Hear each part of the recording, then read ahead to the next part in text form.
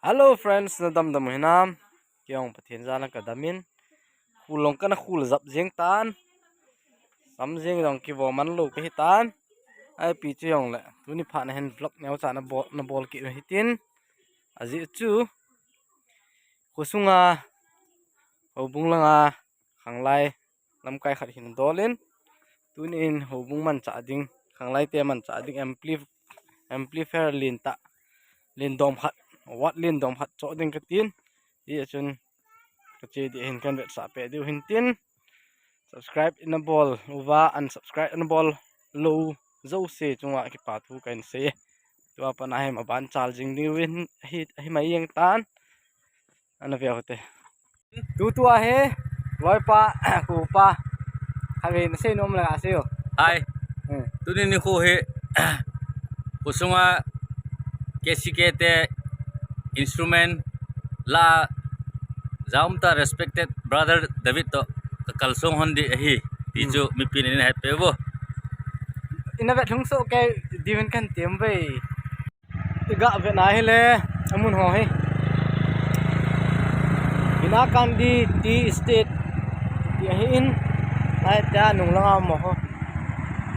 namu vin cha chap bagan le idi dan he ati jing pe ane nahi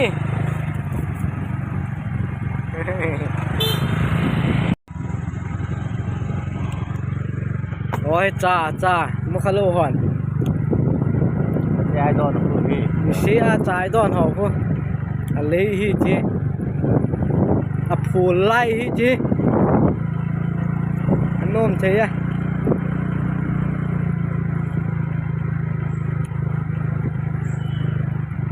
Samsung hi cha tamin kache jing pe hone ne lang okay sil char chu katung gon be min hi a hi char chu katung gon be a hi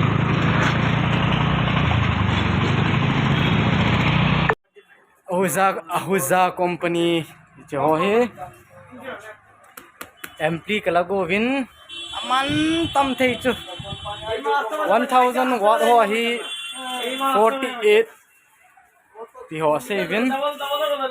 ro he 500 watt bo kala go nei tan khusunga ding khana cha phanan te ta cha ka bol wang wa he